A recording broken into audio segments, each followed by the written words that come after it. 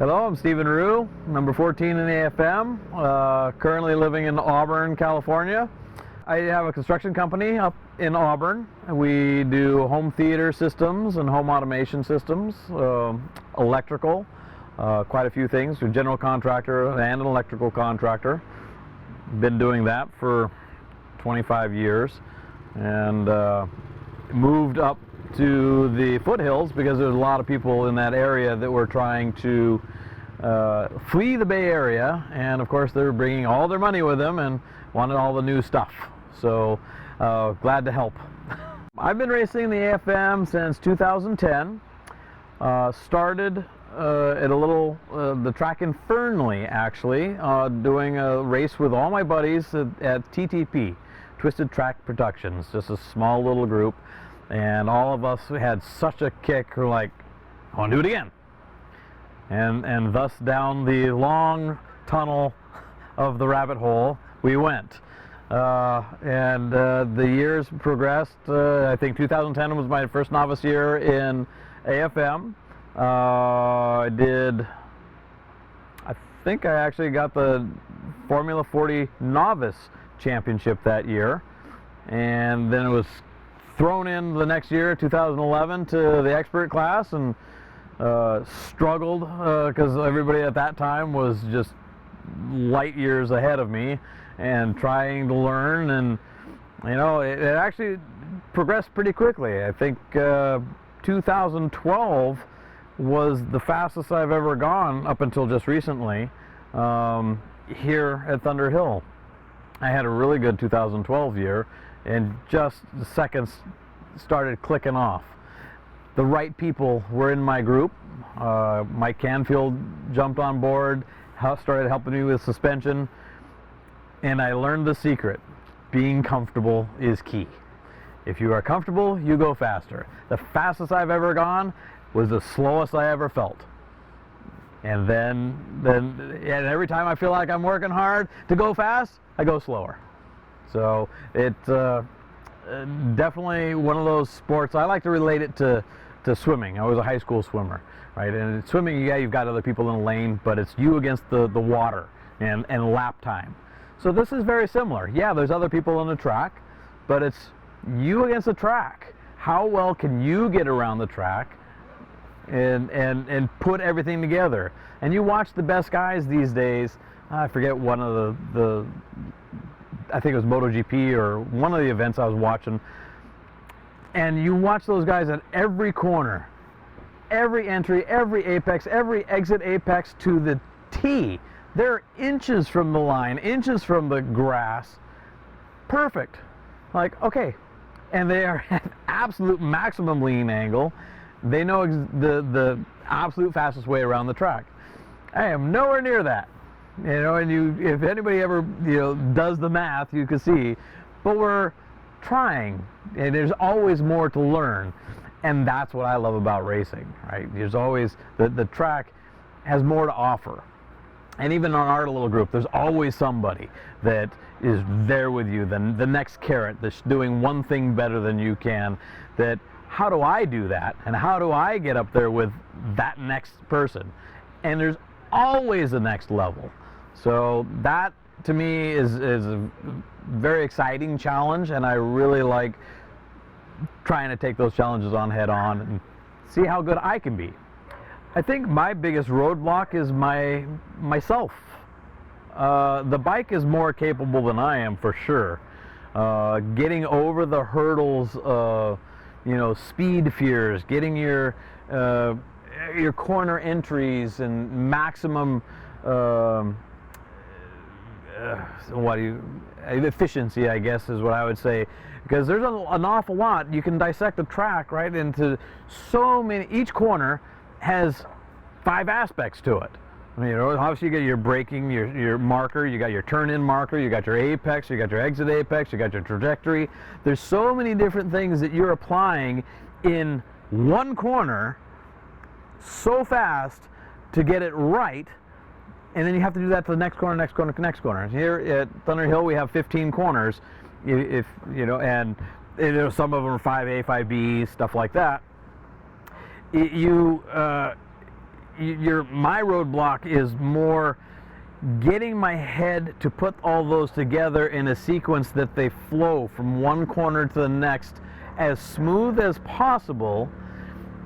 And when you can actually see it, there's been many of a race where I'm like, okay, I can see where I can improve in this corner because I know I made a mistake, or my entry was too closed off, or I turned in too late. So getting that, being older now, I'm 52, yes, I rode mountain bikes as a kid, I rode motocross as a kid, and dirt bikes and all that, and then street bikes forever. But this is definitely a next level because you have so little time to think about it, so I'm not as quick as I was, but I'm not bad. But the kids are definitely, you could see the difference in how fast they think, how fast they analyze things, and trying to, like I say, put the whole package together in the smoothest line without being afraid and going over your boundaries is probably my biggest challenge. And I like to face that challenge, so that's what I'm trying to. I'm still growing. I'm still getting faster. If I start going slower and slower and slower, fine, I'll retire or go to a smaller bike and have fun. I'm probably never going to retire. I've decided I'm working forever. But I'm still getting faster. 52 at 10 years, I haven't slowed down, and I'm getting faster still. So there's still more to learn. And you see the guys when you work with Josh Hayes some, and I know he comes out here, he can do 49s. The fast guys today, what are they, 46s? So there's always a new generation, always there's a new style. You look at the whole Marc Marquez world, he came on a new style. Now they all do it. Now Quadraro's killing everybody. It's just amazing the level of talent that you go. That the best guy in the world for how many years, Rossi, had to retire because the kids beat him.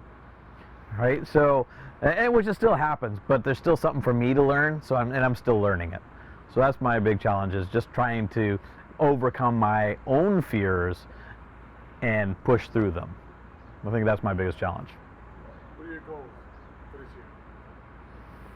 Well, my goals are probably to beat GoGo in F1. I believe that is a big challenge.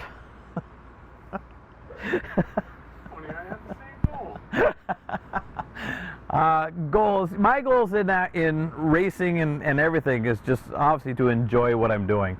I will say, when I started, there was a lot of pressure on those little plastic trophies, and now it really doesn't matter where I come in the race, as long as I did my best and had a good race with other people.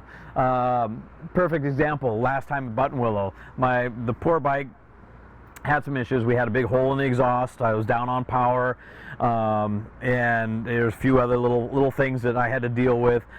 And we pushed through them and did the best I could, but I didn't have the power to be where I would normally be, so I was back in the pack. And I think in F1 and down there, I got 5th or 6th place.